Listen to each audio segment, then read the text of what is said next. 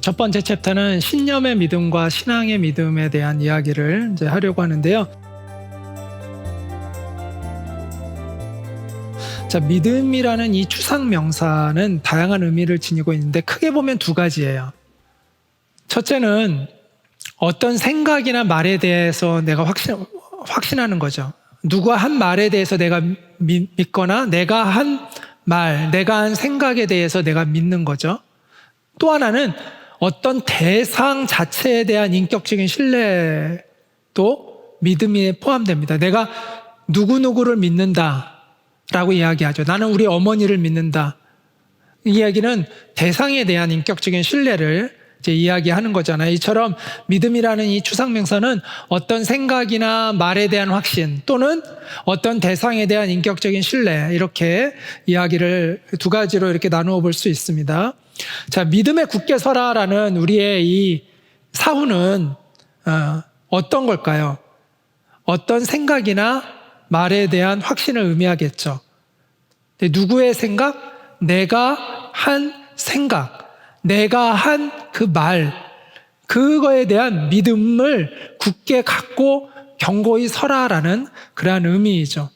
그러니까 내가 상상하는 나의 미래의 모습이 반드시 이루어질 것을 믿는 것을 의미합니다. 그래서 생각을 경영하라와, 생각은 우리가 미래의 어떤 것들을 그리는 거잖아요. 미래의 모습을 그리는 거잖아요.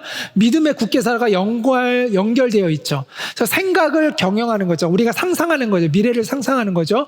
그 상상한 미래가 반드시 이루어질 것을 확신하는 것이 믿음에 굳게 서는 것이죠. 그래서 믿음은요, 미래와 연관되어 있습니다. 자, 이미 이루어진 일은 믿음을 필요로 하지 않아요.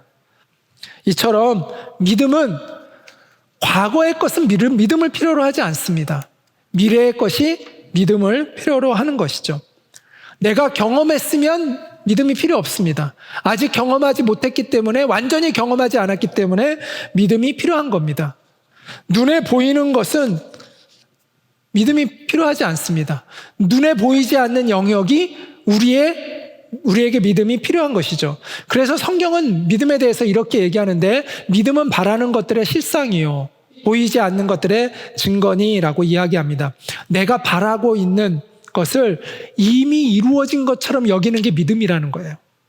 내가 상상하는 것, 내가 소망하는 것이 이미 이루어진 것처럼 믿는 것이 믿음이라는 거예요. 그리고 눈에 보이지 않는데 그걸 내가 마치 본 것처럼 확신하는 것이 바로 믿음이라고 이렇게 이야기를 하고 있습니다. 자, 비전, 나의 미래의 모습을 내가 그린 것을 비전이라고 하잖아요. 그것을 이루려면 믿음에 굳게 서야 합니다. 근데 여러분 믿음이 정말 여러분 안에 믿음이 있는지를 알려면 뭘 보면 되는지 아세요? 그 사람이 정말 자기가 상상하는 미래에 대해 확신하고 있는지를 알려면 뭘 보면 되는지 아세요? 그건 행동이 있느냐를 보면 알아요. 믿음에 따른 행동이 있느냐. 야고보서 2장 22절은 이렇게 이야기를 합니다. 믿음이 그의 행함과 함께 일하고 행함으로 믿음이 온전하게 되었느니라.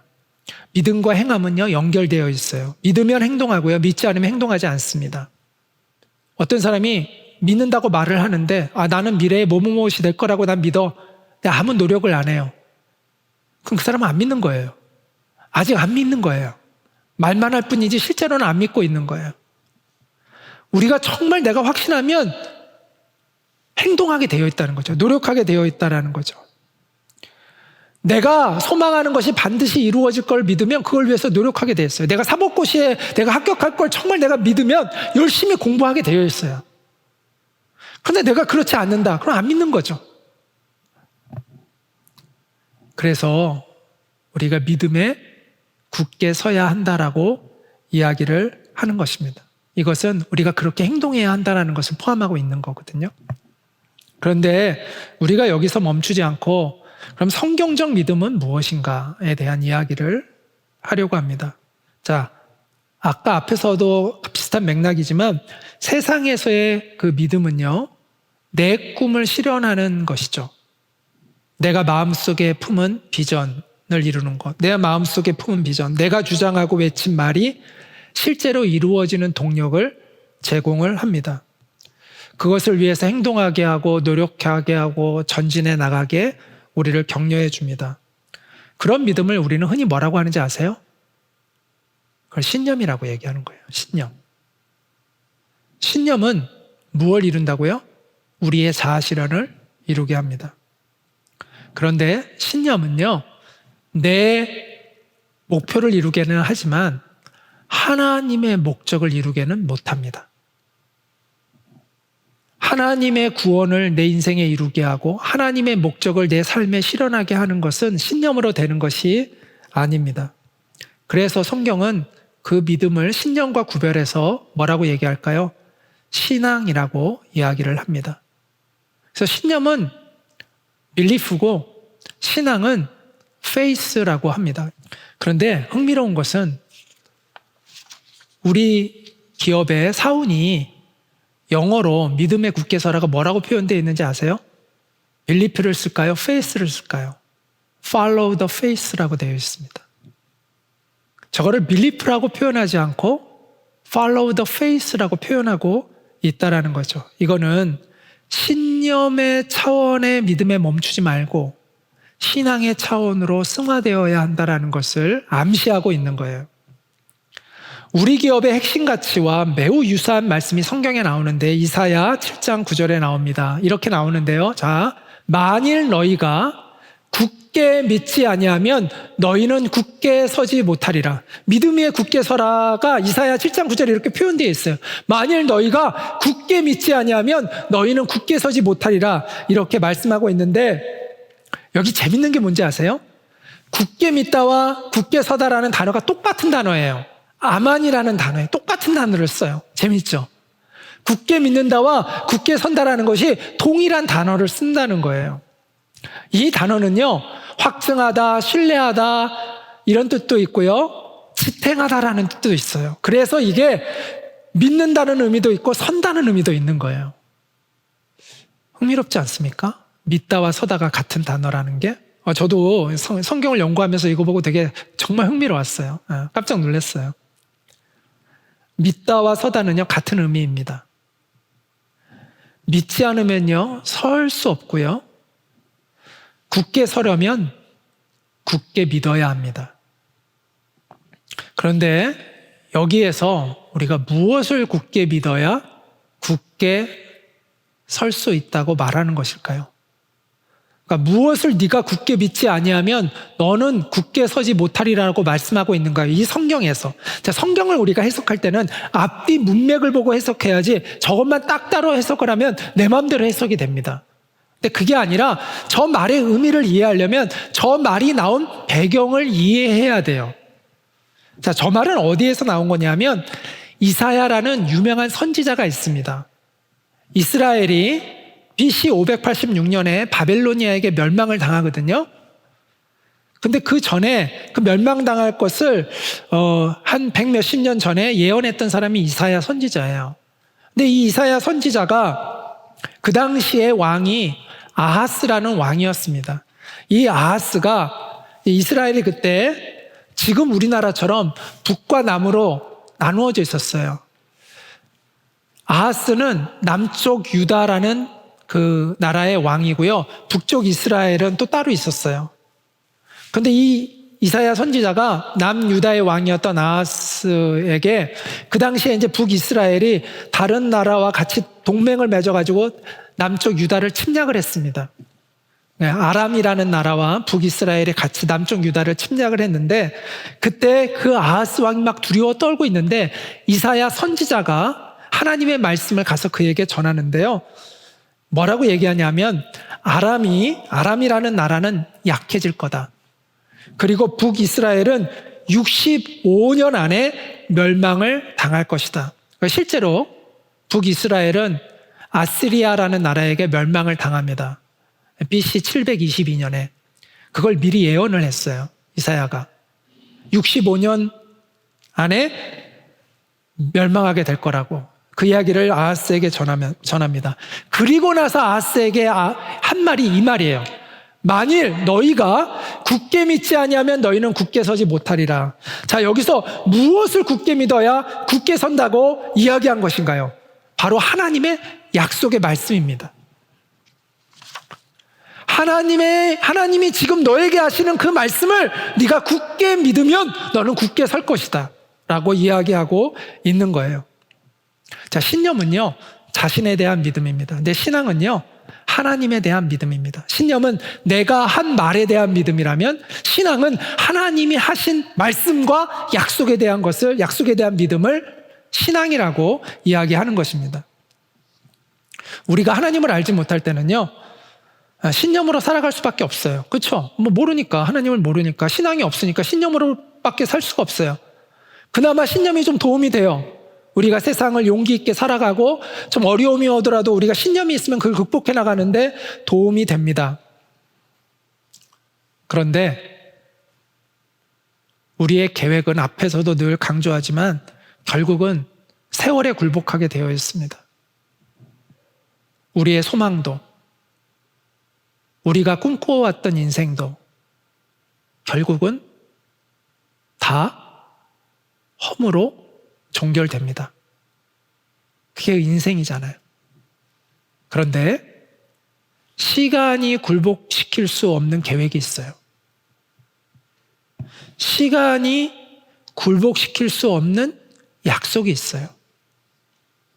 시간이 굴복시킬 수 없는 소망이 있어요. 그게 뭘까요? 하나님으로부터 오는 약속, 하나님으로부터 오는 소망은요 시간이 굴복시킬 수가 없습니다. 성경은 이렇게 말씀합니다. 풀은 마르고 꽃은 시드나 우리 하나님의 말씀은 영원히 서리라 하라.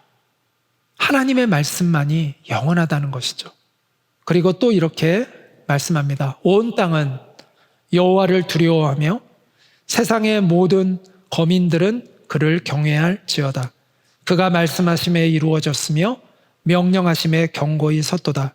여호와께서 나라들의 계획을 폐하시며 민족들의 사상을 무효하게 하시도다. 이 나라들이라는 게 우리의 사상과 우리의 계획이라고도 얘기할 수 있겠죠. 여호와의 계획은 영원히 서고 그의 생각은 대대에 이르리로다. 사람의 계획, 사람의 사상은 다 무효하게 되지만 하나님의 계획과 하나님의 생각은 영원하다고 말씀하고 있습니다. 그러므로 우리가 정말 굳게 서는 인생이 되려면 우리가 하나님의 약속한 말씀에 대한 믿음을 가져야 합니다. 우리의 생각과 우리의 말에 우리의 인생의 기초를 두면 결국은 허무할 수밖에 없어요. 그런데 하나님의 생각과 하나님의 약속과 하나님의 말씀에 우리의 인생의 기초를 두면 그것은 무너지지 않는다는 것입니다. 그게 바로 faith라는 거예요. 믿음이라는 것이죠. 신앙이라는 것이죠. 아까 이사야 7장 9절의 말씀을 영어 성경으로 보면요 이렇게 되어 있어요. If you do not stand firm in your faith, you will not stand at all. 네가 믿음 안에 견고히 서지 않는다면 너는 잠시도 서 있지 못할 것이다. 이렇게 되어 있습니다. 여기 in your faith라고 되어 있잖아요. 나의 개인적인 신념 안에 서 있는 게 아니라 in your belief가 아니라 in your faith, 하나님에 대한 그 신앙 안에 있을 때 너는 흔들리지 않고 견고히 설 수 있다라고 이렇게 이야기하고 있는 것이죠. 부디 하나님이 주신 약속과 그 말씀에 견고히 서는 여러분의 인생이 되기를 축복합니다. 이제 두 번째 챕터는 존재론적 성공을 위한 믿음이라는 주제인데요. 자, 인류의 역사에서 이 믿음, 아까 얘기한 이 faith, 이 믿음을 가진 조상이라고 일컬어지는 사람이 있습니다. 믿음의 조상. 그 사람은 바로 아브라함입니다. 아브라함 많이 들어보셨죠? 약 4,000년 전의 인물입니다. 메소포타미아 지역에서 살았던 사람이죠. 그런데 하나님이 그에게 어느 날 찾아오셔서 내가 너를 복의 통로로 삼겠다라고 약속을 하십니다. 내가 너로 큰 민족을 이루겠다라고 약속을 하십니다. 그 약속을 믿고 이 사람이 출발을 해서 그 당시에 무려 1,500km가 넘는 거리를 여행을 해서 하나님이 지시하신 땅으로 갑니다. 그 당시의 문화적인 상황이나 어떤 그 안전이나 이런 걸 생각하면 굉장히 상상하기 어려운 일이죠. 무려 1500km를 가서 이방 민족과 나라들 속에 그가 이방인으로 들어가서 삽니다. 어마어마한 용기를 낸 거죠. 그로부터 이제 이스라엘이라는 민족이 탄생하게 되었습니다. 그 아브라함의 믿음에 대해서 성경은 이런 평가를 합니다. 자, 이렇게 평가합니다. 아브라함에 대한 믿음에 대한 평가입니다. 신약 성경에 믿음이 없어 하나님의 약속을 의심하지 않고 믿음으로 견고하여져서 하나님께 영광을 돌리며 약속하신 그것을 또한 능히 이루실 줄을 확신하였으니, 아브라함이 이랬다는 거예요. 여기서 우리는 믿음이 faith, 이 믿음이 무엇인지를 다시 한번 확인하게 되는데, 믿음은 하나님의 약속을 붙드는 것입니다. 아브라함의 이 믿음을 보더라도 우리가 여기서 깨닫게 되는 것은 faith는 하나님의 약속을 붙드는 것이라는 것을 알 수가 있습니다. 자신을 신뢰하는 것이 신념이라면 하나님의 약속을 붙드는 것은 faith라는 것이죠. 여러분, 누가 정말 믿을 수 있는 존재인가요? 우리 스스로가 믿을 수 있는 존재인가요? 정말 세상 사람들이 믿을 수 있는 존재인가요? 우리가 정말 누구에게 내 인생을 의탁할 수 있는가를 우리가 잘 결정해야 합니다. 누가 정말 나의 인생을 책임져 줄 수 있는 분인가를 잘 알아야 합니다. 우리 인생을 끝까지 책임질 수 있는 분은, 그리고 한 번 한 그 약속을 끝까지 지켜낼 수 있는 분은 하나님 한 분밖에 없다라는 것이죠. 이 세상의 모든 것은 변해도요, 주님은 변하지 않으십니다. 하나님은 후회하는 인생이 아니시라고 성경이 얘기합니다. 후회함이 없으시대요. 하나님은 또한 거짓말을 할 수 없다고 성경은 이야기합니다. 한 번 하신 말씀은 그대로 지키고 이루어진다라고 성경은 말씀합니다. 그래서 잠언 28장 26절에 이렇게 말씀합니다. 자기의 마음을 믿는 자는 미련한 자요, 지혜롭게 행하는 자는 구원을 얻을 자니라 라고 이야기합니다. 자, 여러분, 그러면서 이 지혜롭게 행한다는 게 무엇인지를 이렇게 얘기하는데, 여호와를 경외하는 것이 지혜의 근본이래요. 지혜는 하나님을 경외하는 것이라고 이야기를 해줍니다. 그러면 우리가 어떻게 하나님의 약속에 대한 믿음을 가질 수 있을까? 그래서 하나님을 경외하는 사람이 될 수 있을까? 성경은 그에 대해서 이렇게 또 이야기합니다. 그러므로 믿음은 들음에서 생기고 들음은 그리스도를 전하는 말씀에서 비롯됩니다. 예수 그리스도를 전하는 말씀이 성경 말씀이라는 이제 의미거든요. 그래서 우리가 믿음은 들음에서 생기는데, 무엇을 들으면서? 하나님의 약속의 말씀을 들음에서 생긴다는 거예요. 하나님의 약속을 믿는 게 신앙이라고 그랬잖아요. 이 신앙은 하나님의 약속의 말씀을 들음에서 생긴다는 거예요. 듣고 그것을 믿을 때 우리 안에 믿음이 생긴다는 것이죠. 신앙이 생긴다는 것이죠. 우리가 그 복음을 들을 때 우리 안에 하나님을 경외하는 믿음이 창조되어질 수 있다라고 성경은 이야기하고 있습니다. 여러분, 부하고 건강하게 사는 게 대부분의 사람들의 바람이잖아요. 행복을 얘기하면 행복은 건강하고 부하게 사는 거, 이렇게 생각하는 사람들이 많습니다. 그런데 부와 건강이 우리의 행복의 조건이면 결국 우리는 불행해지는 거 아닐까요? 왜냐하면 부도 영원하지 않고 건강도 영원하지 않잖아요. 그럼 결국 불행해지는 거 아닌가요? 우리는 다 죽음을 맞이하죠. 그리고 죽음은 한순간에 우리를 공평하게 합니다. 아무리 부자였던 사람, 재벌이었던 사람이나 정말 노숙자로 살았던 사람이나 죽으면 다 똑같아집니다. 한순간에 우리 모두를 공평하게 만드는 게 죽음이잖아요. 이 세상에서 우리가 누리던 모든 것들을 우리는 다 내려놓고, 알몸으로 우리는 모든 걸 다 내려놓고 주님 앞에 갑니다. 그런데 사람들은 마치 자기가 지금 누리고 있는 게 자신의 것인 양 착각해요. 내가 지금 돈을 가지고 있으면 그 돈이 내가 벌었으니까 내 건데라고 생각해요. 그런데 돈 두고 가야 되잖아요. 자기 게 아니잖아요. 자기 거면 자기가 갖고 가야지. 못 갖고 가잖아요. 내가 받은 건강, 내가 지금 누리고 있는 많은 혜택들, 다 하나님께 받은 거예요. 내 소유가 아니에요. 내가 잘나서 내가 얻은 내 소유가 아니에요. 그럼 자기 거면 자기가 갖고 가야지. 아무것도 못 갖고 가잖아요. 하나님이 나에게 잠시 맡겨두셔서 잠시 네가 잘 관리해 라고 맡겨주신 것이지 그게 내 게 아니에요. 결국 우리는 모든 것을 내려놓고 이제 하나님 앞에 서게 됩니다.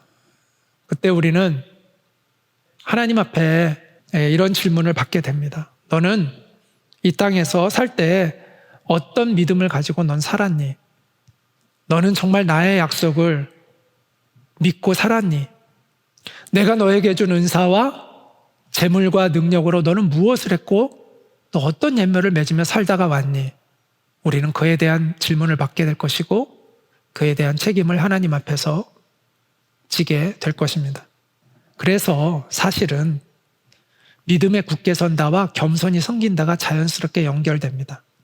신념의 차원에서 신앙의 차원으로 그 믿음이 승화되어야 사실은 겸손히 섬길 수가 있는 겁니다.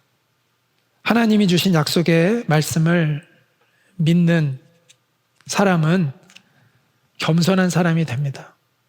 그리고 청지기적인 사명을 갖습니다. 하나님이 나에게 주신 이 은사와 재능과 재물들을 내가 잘 사용해야지. 하나님의 뜻대로 사용해야지.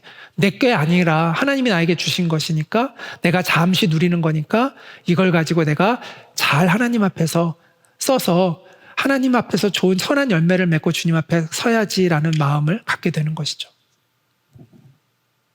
하나님을 경외하는 그 믿음 위에 굳게 서서 이웃을 겸손하게 섬기는 우리가 될 수 있기를 바라겠습니다. 우리는 고객의 성공을 돕는다고 합니다. 그런데 우리가 도와야 할 고객의 성공이 물질적인 성공뿐일까요? 아니요. 우리는 그들의 존재론적인 성공을 도와야 합니다. 단순히 그냥 돈만 많이 버는 사람이 되게 하는 것이 아니라 하나님 앞에서 그가 사명자로서 겸손하게 이웃들을 섬기는 존재론적인 성공을 거두는 사람이 될 수 있도록 돕는 것이 우리의 목표가 되어야 한다는 것이죠. Follow the faith 할 수 있도록 우리가 그렇게 그들을 도와야 합니다. 그러기 위해선 내가 먼저 존재론적인 성공을 할 수 있는 사람이 되어야 하겠죠. 그리고 다른 사람들도 존재론적인 성공을 할 수 있도록 하나님 앞에서 진정한 인생의 의미와 목적을 이루어갈 수 있도록 돕는 사람이 될 때에 그들도 존귀한 인생을 함께 살아가게 될 것입니다.